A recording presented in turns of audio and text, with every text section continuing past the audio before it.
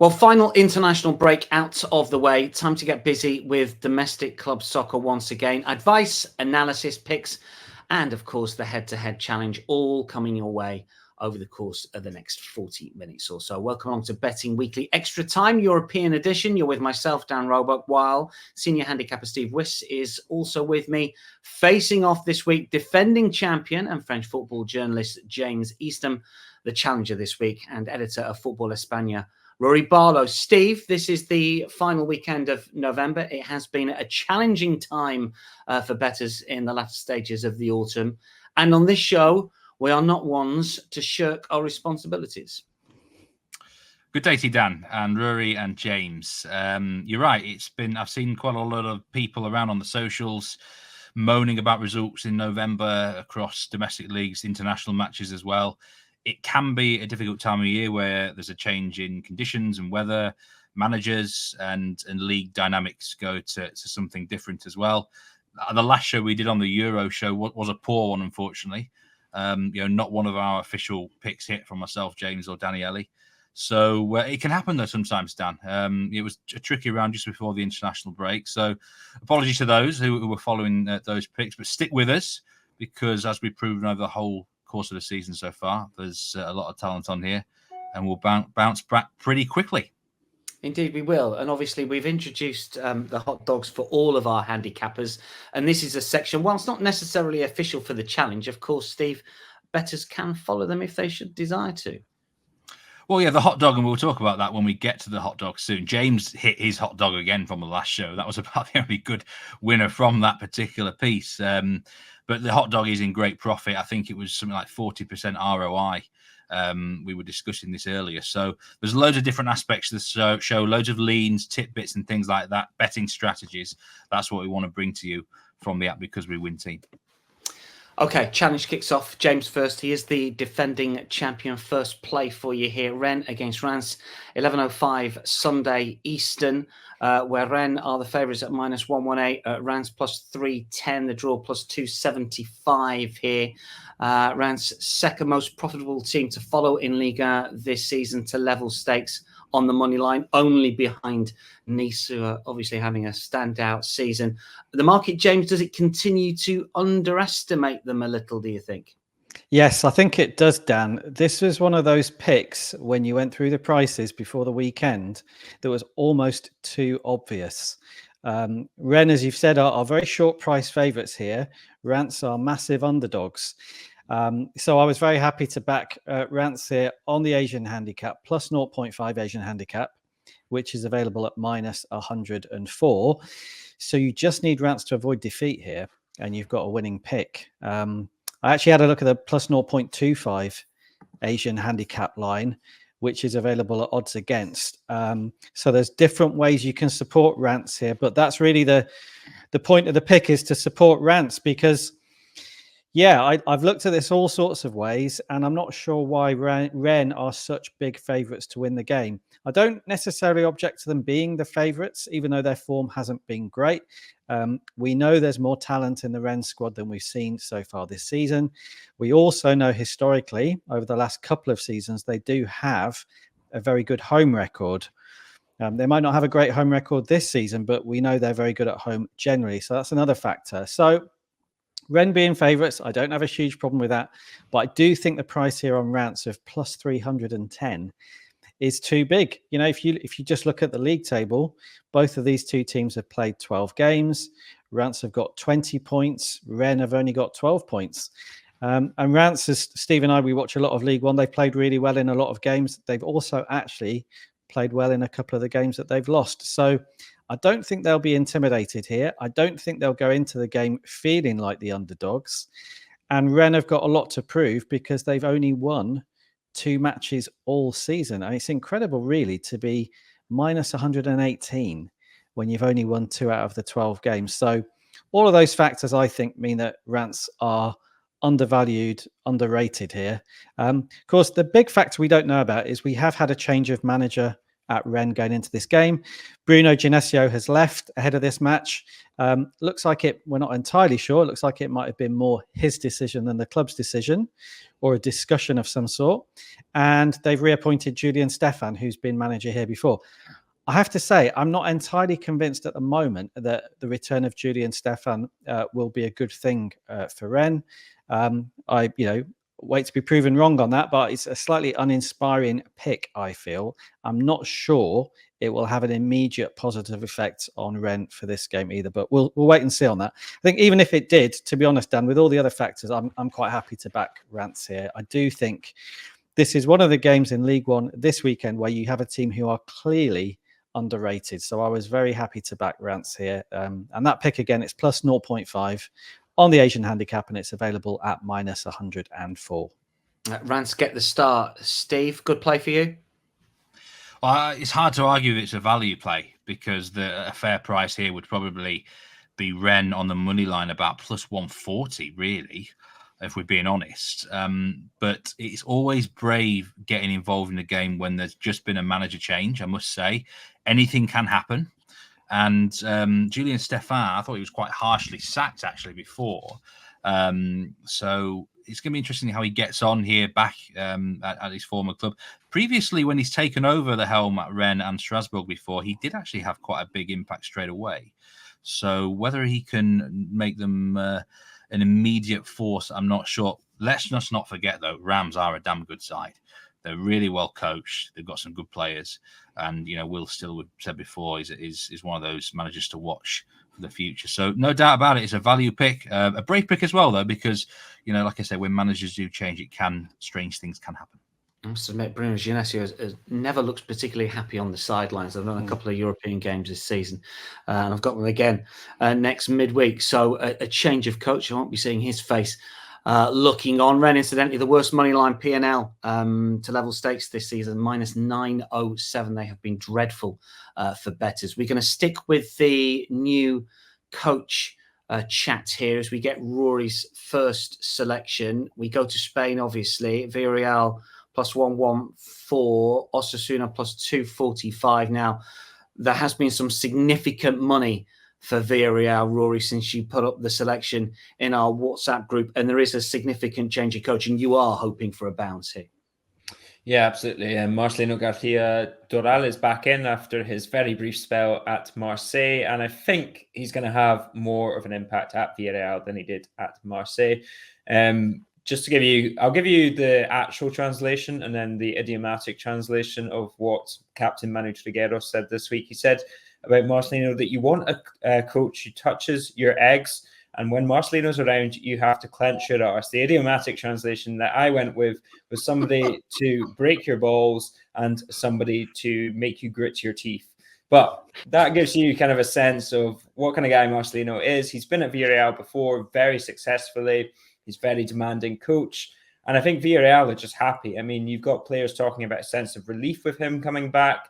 I think Pacheta and Quique Setien were pretty uninspiring for these players, but the respect that Marcelino commands, certainly within Villarreal especially, I think it's going to give them a boost. Now, they are missing Yeremy Pino. He's gone down with an ACL.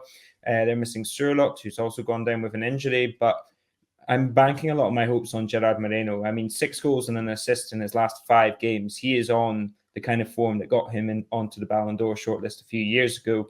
You look at their most recent game against Atleti, where they had a caretaker manager in, but you could already see the kind of sense of enthusiasm that was back at the club with Marcelino being appointed. It was known that he was going to be in charge by the time that game came around. And they gave Atleti problems. They lost 3-1 in the end, but they went a goal up and they really took the game to them. And Gerard Moreno in particular with one of those finishes where he could have kind of passed the ball in because it was a deflected shot. The keeper was down on the ground, but he was in such confidence that he decided to thump it into the back of to the roof of the net because he was just feeling that good about himself. So you've got an Osasuna side that I think they've been kind of par for the course recently. I mean, they beat the teams they're supposed to beat. They lose 1 or 2 games against the bigger teams and 1 or 2 that they perhaps would like to have won. But I think this is going to be 2 pressing teams. Villarreal at home, I think Marcelino is going to get a big impact. He's going to fill the stadium and Villarreal at +114. I think you mentioned there, Dan. It was +123 when I went on it. So yeah, get on it before it comes in even shorter is what I would say. Yeah, there could be more money, I think, for Villarreal running up to this game, which is Sunday, 8 a.m. Eastern. Steve, your reaction to Rory's first pick in the challenge? Well, this pick is why we have Ruairidh Barlow on the show. This is why we have a Spanish handicapper on the show, because anyone who just betted on stats and results and metrics wouldn't even get involved in this game, because there's not much that points towards backing Villarreal. Equally, there's not much that points towards backing Osasuna. Osasuna could be anything on the day. Whenever I've seen them, are one of the hardest teams to actually predict. What Ruairidh's trying to do here, and it's an interesting sort of theory, he's trying to get ahead of the trend. And we all do this in leagues that we know well. We're trying to start betting on a team before they start winning and get on a good run. And it sounds like there's an expectation that Villarreal will start to sort themselves out very soon with this managerial change. This is the first time in 15 home matches against Osasuna that Villarreal are plus money to beat them. So that just shows you how good Villarreal have been down the years, really. But I suppose this time last season, or if it was the first game of the season, there would be a minus money favourite, surely. So, yeah, it may well be a case that we're getting on Villarreal here before they start getting these excellent results. It's, on the face of it, maybe a dangerous play, but if this new impacted manager makes a huge difference, then it's looking like a good bit of value. Two value plays for the first two picks of the show. Now, each show, of course, we do highlight some live league plus money selections across the European leagues. We've got 3 plays for you for our hot dog section here. They've been going really well this season, as Steve alluded to at the start of the show. Steve, you can go first. You're going Germany, which has been a happy hunting ground for you this season. What's your hot dog? Yeah, the hot dog selections, by the way, we've had 18 on the show this year. And if you had a 1 unit stake on each of them, you're looking at plus 7.43 units with an ROI of over 40%. So really good stuff. I'm going with Borussia Mönchengladbach. Draw double chance away against Dortmund. And this is at plus 175. Now, do not bet on this if you like head-to-heads, because they've lost their last 10 visits to the Westfalen Stadion. Or it's actually called something else these days, isn't it, for sponsorship? I like Gladbach. I've said it many times on this show. There's a team here. There's definitely a team that's going to go places if they start to click. And in the previous round, they hammered Wolfsburg 4-0. And that might well just be the start of things, because I think this Gladbach side can beat anyone, anywhere, on any day. They're equally capable of losing to anyone. But Dortmund, I mean, what are Dortmund?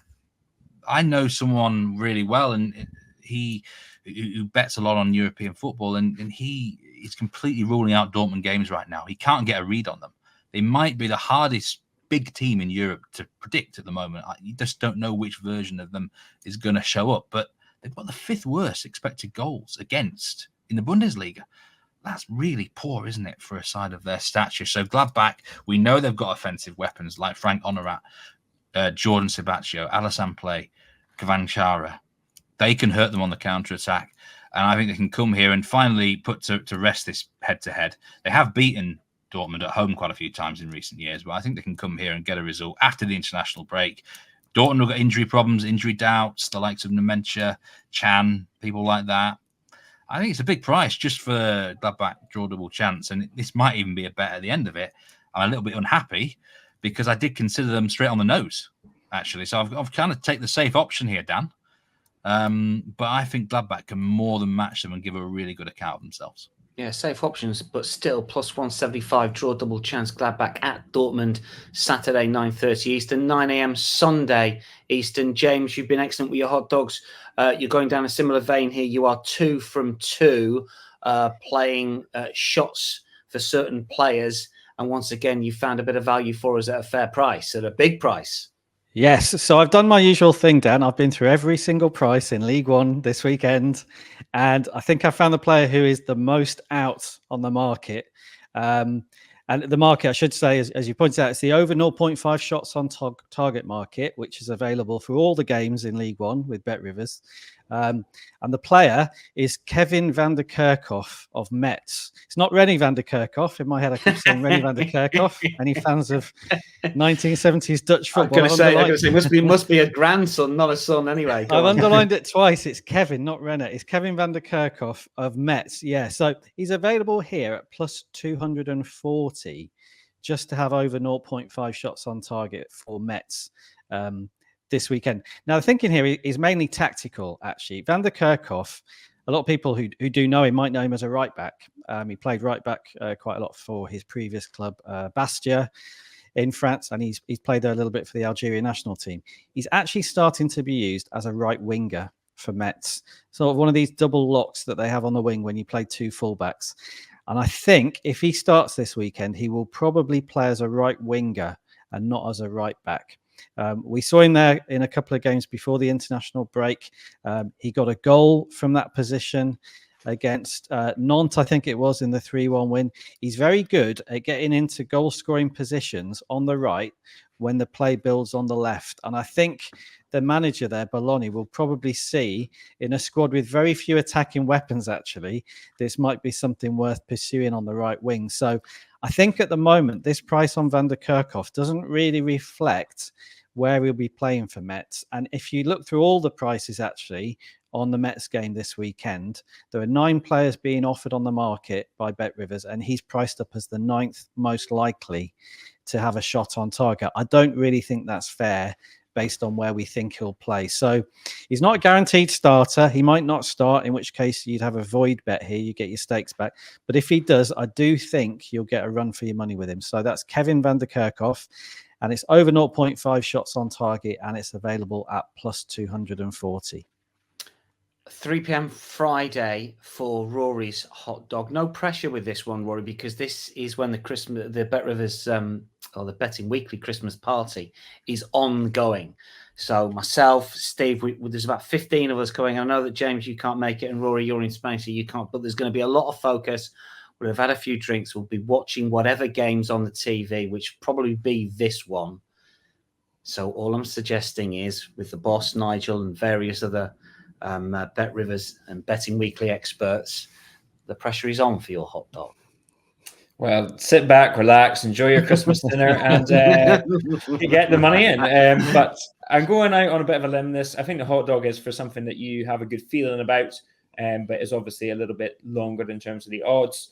Granada to win or tie and over 1.5 goals away to Alaves. That comes back at plus 180. And I'll let you know the thinking here, because Alaves have been decent at home, but they're always at the mercy of their lack of goal scorers. Kike Garcia is a good number 9, but he's inconsistent in front of goal. Same for Samuel Morodion, who's a 19-year-old. Scored against Barcelona before the break, but should have had about 3 or 4 goals, which kind of tells you exactly where they are in terms of relying on those players for goals. And then Granada, they're averaging over 3 goals a game so far this season. And in fairness, a lot of that has been goals that they're conceding, but they can score as well. They've got Brian Zaragoza, who's kind of one of the revelations of the season. He's played for Spain this 2 international breaks ago. And they're not a disaster, Granada. They make a lot of mistakes, but they're not a disaster. And the reason that I'm kind of going with them here is because it's a bit of a corner dog game. Granada have 7 points from their 13 games so far. They've got Real Madrid next up. This game has got to be circled in red by Paco Lopez, the manager, who needs results. They've only had 1 win so far this season, so hence why I'm not backing them outright. But I look at this game, they've got more talented attackers for me, Granada, against a good Alaves side, but Granada have more than enough to beat them. And last season in Segunda, these are 2 similar teams to what they were in Segunda. There's not a huge amount of movement in terms of squads. Last season, Granada drew 1-1 with them away from home and beat them 3-1 at home. So I think Granada will feel confident that they can get a result here against a side that they know is not necessarily better than them. So yeah, plus 180, Granada to win or draw the match over 1.5 goals. It's a pick that I really quite enjoy or like. 3 lively outsiders for you over the course of the weekend, Friday, Saturday and Sunday. Back to the challenge, James. Next up with your second selection here, Lyon against Lille. Lyon obviously outsiders here at plus 200 with Lille plus 125. Certainly from my point of view, I might have expected these two teams battling it out for the top 4 at this stage of the season. But I mean, I don't know what's happened to Lyon. I mean, any signs of improvement from a Lyon point of view that you've seen recently? No, not for me, Dan, which is a bit harsh in one sense, given that they got their first win of the season, actually, in the last game before the international break, although they were helped greatly there by the fact that they played against 10 men for most of that match against Rennes. They went on to win it 1-0, but even against 10 men, it wasn't an especially impressive performance. And, Lyon have got a stack of problems on and off the pitch. Ownership change at the start of the year. They still haven't really recovered from what was a massive culture change with the departure of Jean-Michel Aulas, the owner-president who'd been there the best part of 4 decades. Huge change. And then issues on the pitch as well with players and also finance issues, not being able to sign the players they want. So, yeah, this is not the Lyon people are used to seeing. They're down near the bottom of the table.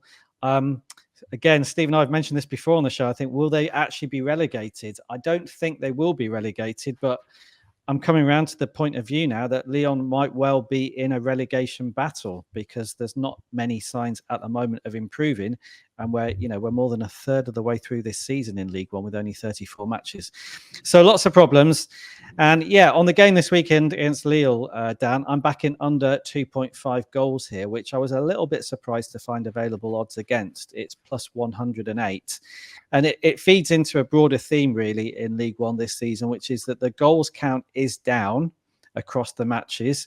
I think we're down below 2.5 goals a game average at the moment across the division, which is a big drop, not just on the total last season, but a big drop on where we were at this point last season. I think we were near 3 goals a game at this stage of last season. So it's a huge change.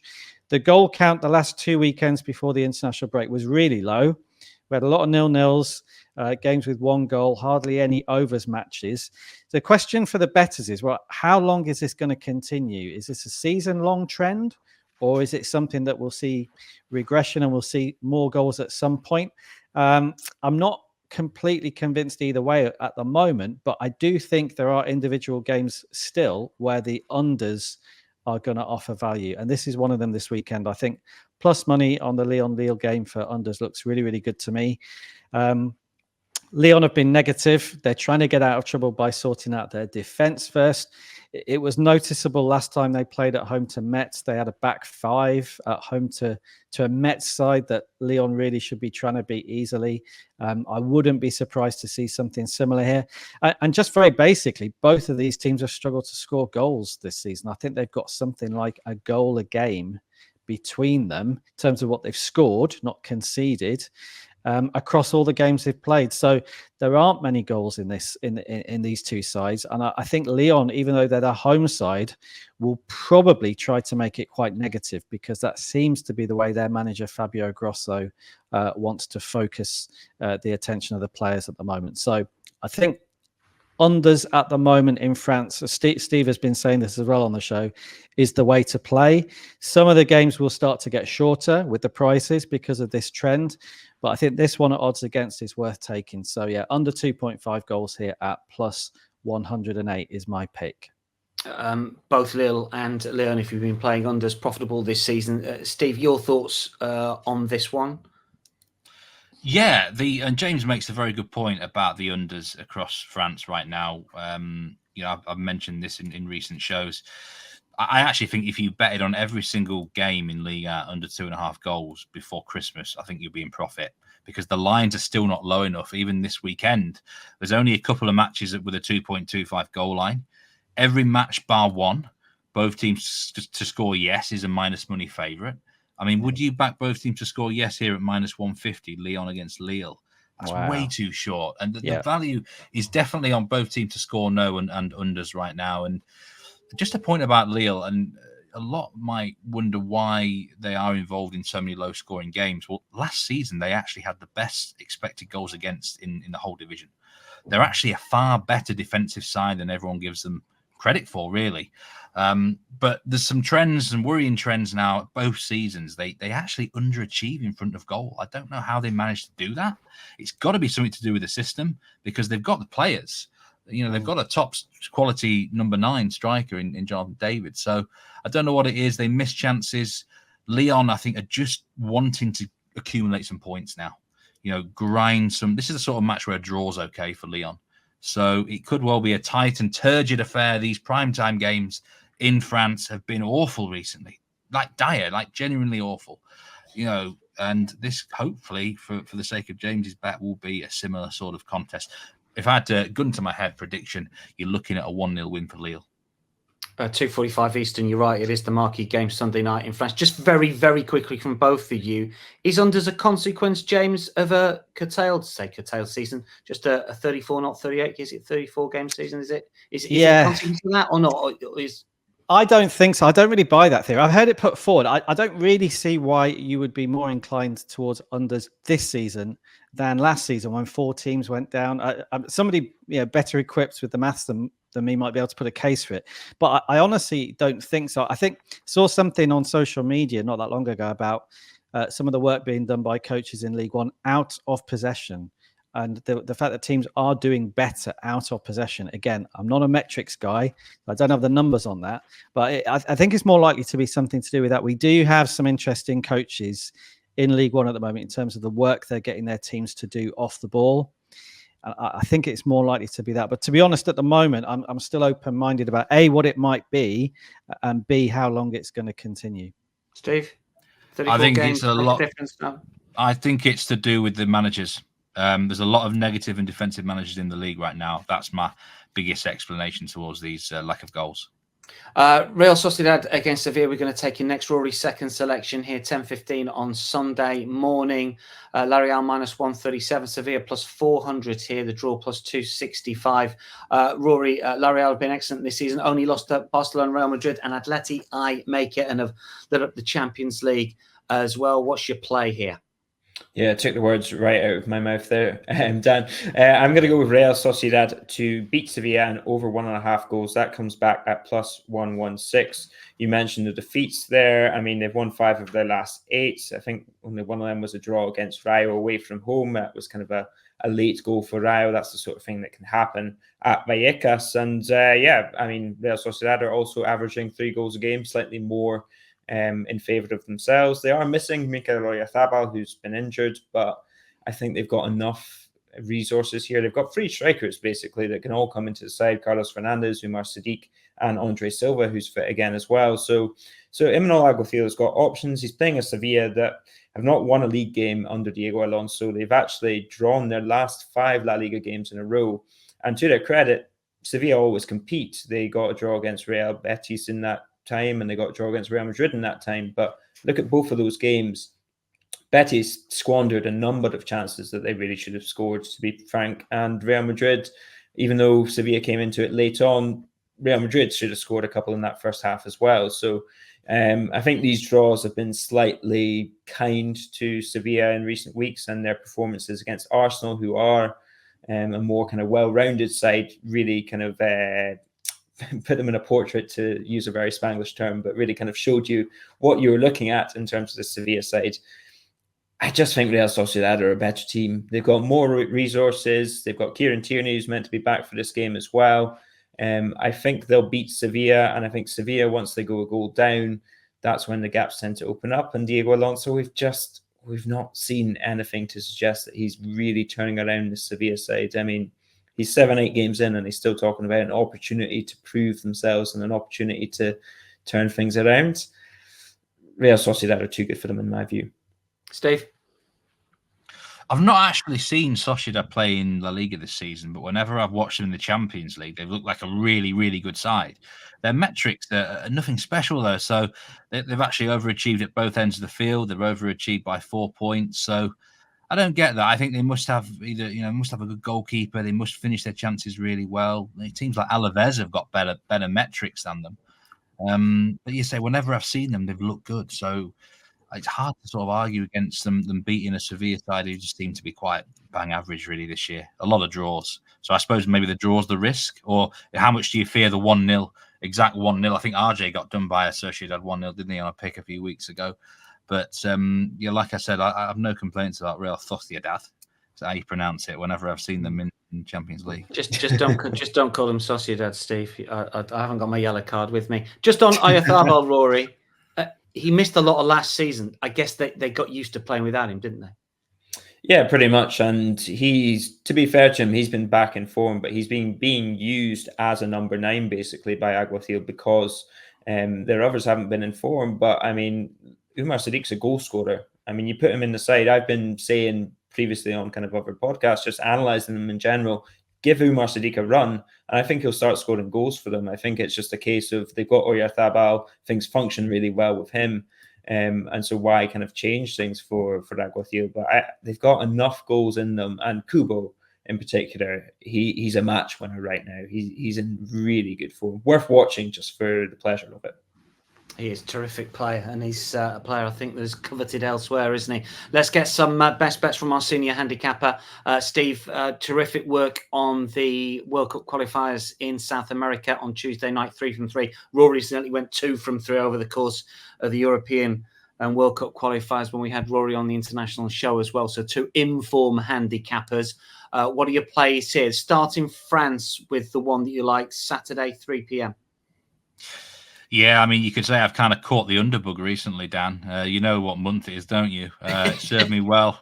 Served me well in South America. You've got to adapt. And at the minute, I think that there is a lot of value in unders in France. And Strasbourg-Marseille, under 2.5 goals at -121, just stuck out like a sore thumb to me.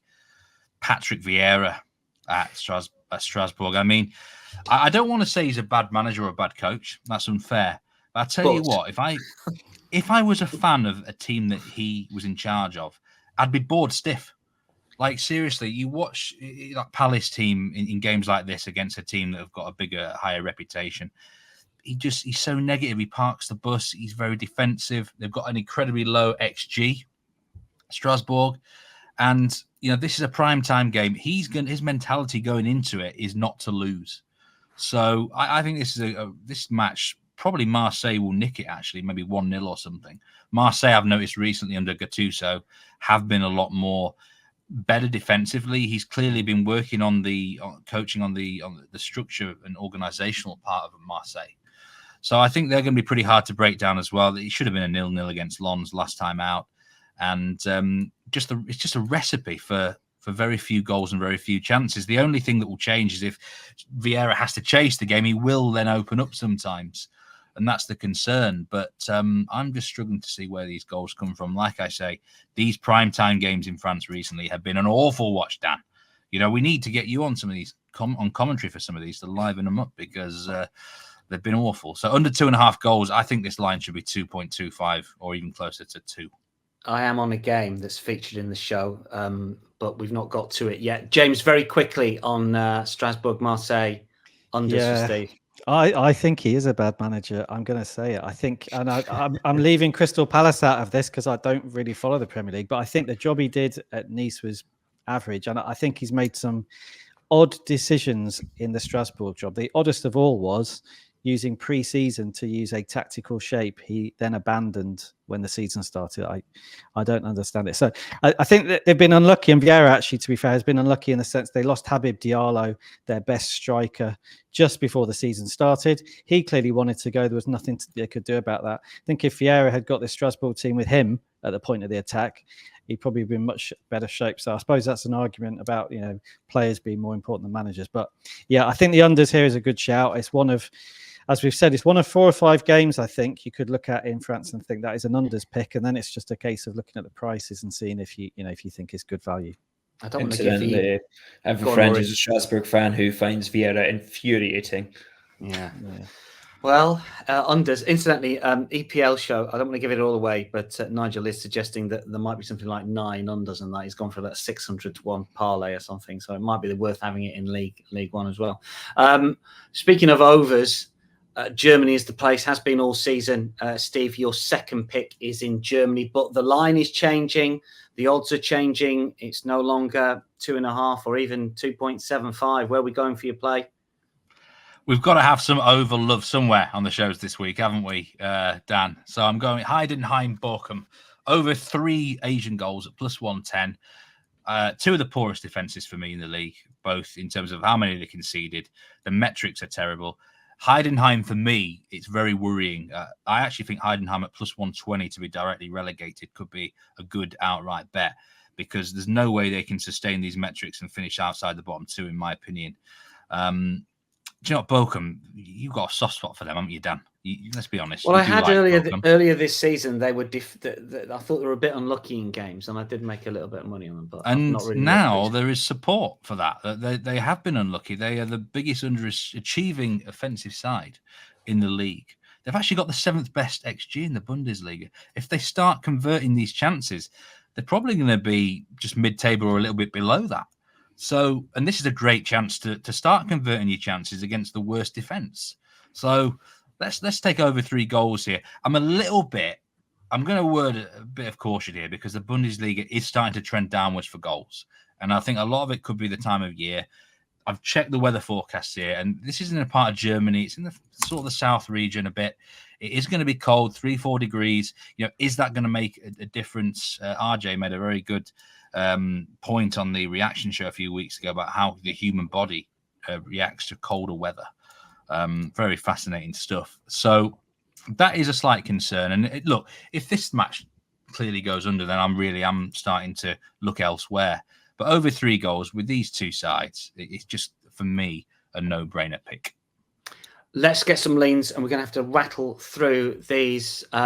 James, you've gone to France with your lean, and it's the theme of the show here, or at least theme of the Ligue 1 picks. James. Yes, so it's Nice versus Toulouse here, under 2.5 goals at minus 113. Nice have got this fantastic goals against record this season, conceded just 4 goals in 12 matches. And as a result, nearly all of their games have been unders. 11 out of 12 unders for Nice this season. The only exception to that was when they played PSG, who've obviously got a stack of goals in them. So really, I think this is a very obvious pick. It's unders against the Toulouse side, who aren't particularly good. It's the sort of game you can see Nice doing the bare minimum to win it, and then shutting up shop and trying to keep yet another clean sheet. So for me, the unders line here, as Steve has said with 1 or 2 of the other games, is not quite right. And under 2.5 at minus 113 on this match, I was very willing to take that. Steve, you're of a similar viewpoint. Yeah, how is under 2.5 goals at minus 113 here? Like, Bet Rivers are dangling a seriously big carrot. So, the only thing that actually concerns me, Dan, and I know what soccer's like, they are seriously due an over 2.5 game, just by law of averages. It might be a low scoring style of match, but a couple of Golazzos go in. It's just the way it works. They're due an over, and Toulouse can be a quirky side. You never know what you're going to get with them. So that's why I kind of left them off from my official selections, but I'm more than happy to back this at this price. This goal line should be 2 or 2.25. I'll tell you, it's guaranteed 0-0, because that is the game I'm doing on Sunday for UK TV. Rory, you have gone down the shots on goal route for a play that we talked about a lot last year. Talk us through your lean. Yeah, over 1.5 shots on goal for Borja Mayoral in Getafe against Almeria. That comes back at plus 175. Almeria have conceded 35 goals in 13 games. That's 2.7 a game, not even averaging during their games, but just what they've conceded.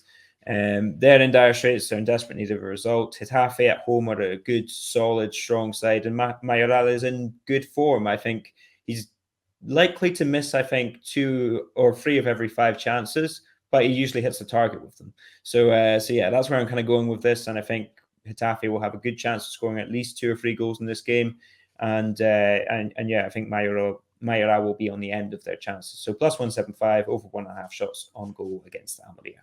That is Saturday, 12:30 Eastern, and we've got a Saturday 9:30 in Italy, and a Sunday 11:30 in Germany for Steve to wrap up with the leans in. Yeah, Salernitana Lazio. Just take the away side Lazio on the money line at -137. Is it just me, or this looks a big price on the rock bottom side in Serie A? Salernitana, they're awful, winless, and Lazio have shown signs recently of picking up. And I think this is one of those matches. Just don't overthink it and just take them straight on the nose to win. They should get the job done. They're a much better side. And then back to Germany, the Bundesliga. I like an under. This is Hoffenheim against Mainz, and I promised myself after Darmstadt Mainz, I'm never going to back a Mainz over with this manager in charge. They changed their manager to Jan Siever, to formerly manage Huddersfield Town. If you look at the stats when he was in charge there, the goals were so few that they scored. He's brought in a new tactical system. They're 3 at the back.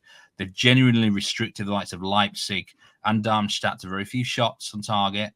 And I think they are an under team in the making. They really are. Hoffenheim are an over team, but I don't think they're going to be allowed to play here. So under 2.5 goals at +140.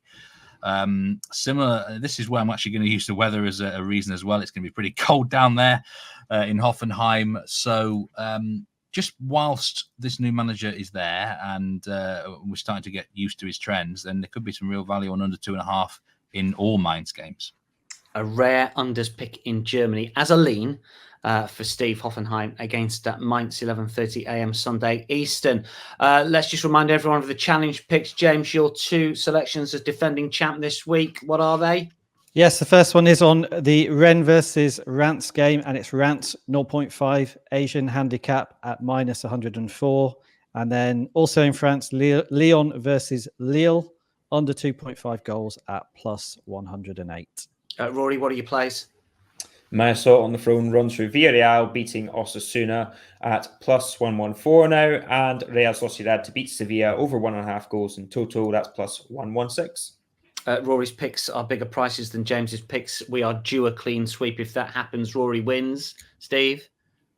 Yeah, I was thinking along those lines. I think this is James will bounce back. James rarely goes 2 weeks without having some good winners, and Rory's in form this year. I've been impressed with Rory's picks this year. So tough one. I've got to give a name. We'll go Rory because of the 2 prices. I think we might get all 4 this week. I'm confident, Rory.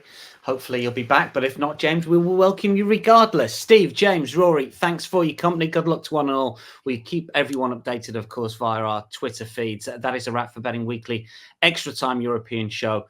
I'll be back alongside Steve next week, as will one of James or Rory, who will be taking on pro bettor Will White, and stay across all of the Bet Rivers content this weekend via Because We Win. Apparently Jack Wright's on Instagram duty for the Christmas party. So Steve, I hope you're getting dressed up for that. From all of us for now, it is goodbye.